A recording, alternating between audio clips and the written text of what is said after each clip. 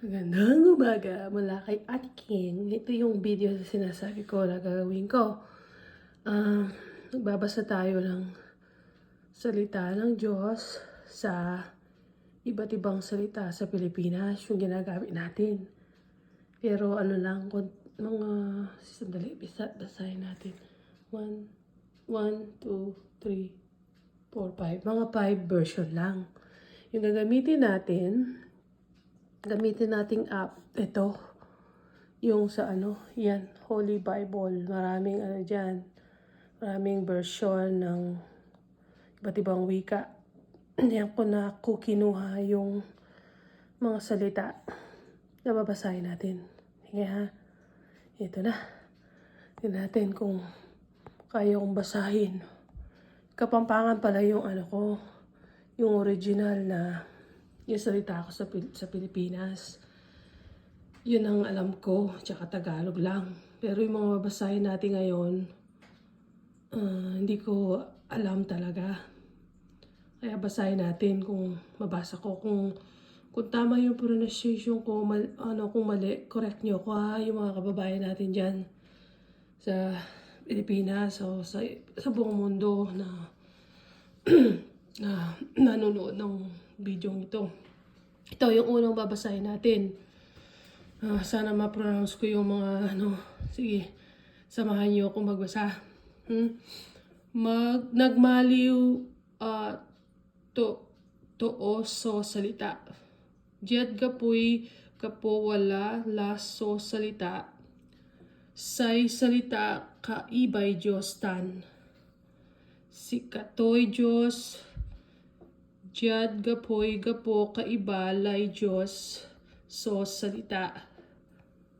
Diad na meglay to apalsa ya ami bengatla ang gapoy bengatlan apalsa ya aliwan diad penemeglay to say salita so nanlapway bilay tansayan bilay so silew derey katoowan on sisindag ed kabilongetan so silew tan agbalut na eret na kabilongetan. Yan, isa pa. Ito naman. Ibang version naman to. Idi punganay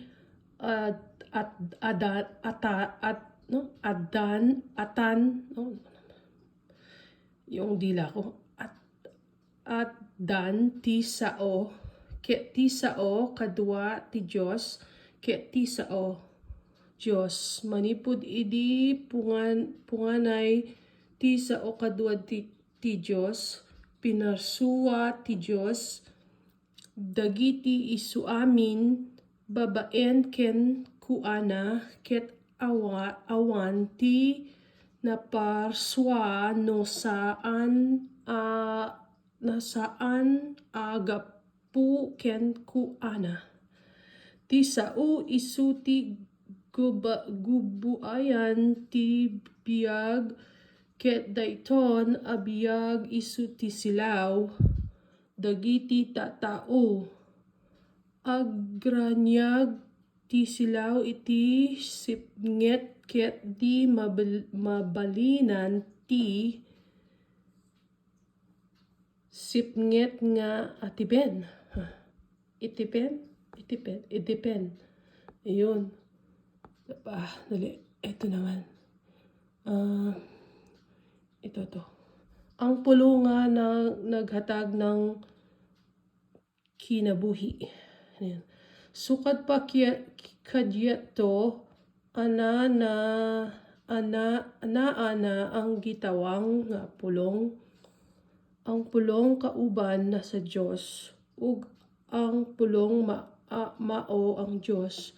Sukad pa gayud kinadto ang pulong kauban na sa Diyos pinaagi kanya kibuat ang tanang mga butag butang na butag ug wala gayoy nahimo nga dili pinaagi kaniya ang pulong maaw ang sinugdaan sa kinabuhi ag kini nga kinabuhi sama sa suga kay mao kini ang nangalamdag sa hunahuna ng mga tawo kini nga suga mao ang iwag diha sa kangitngit ag ang iyang kahayag wala malupig sa kangitngit. Kapampangan naman. Ito yung nilipibtang Pilipinas. Pero yung ibang salita mahirap din pronounce. Kasi sa iba't ibang bahagi ng Kapampangan, bahagi ng Pampanga, iba-iba rin yung Kapampangan nila.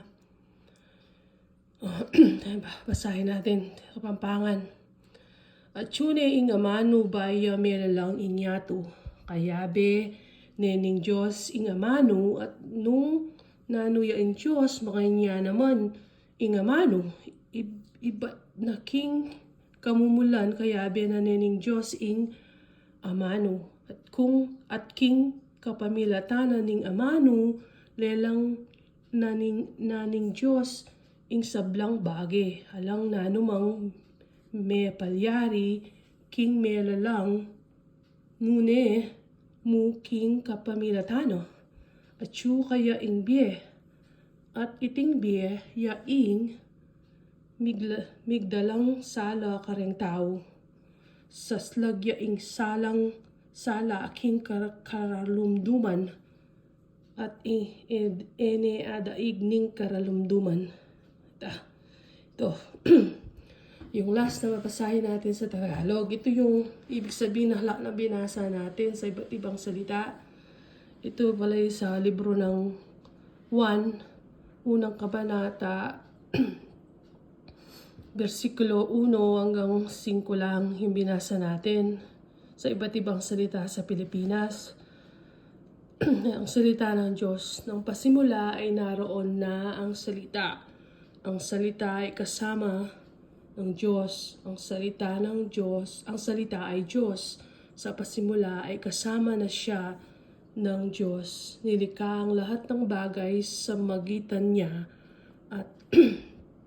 at walang anumang nilikha nang hindi sa magitan niya.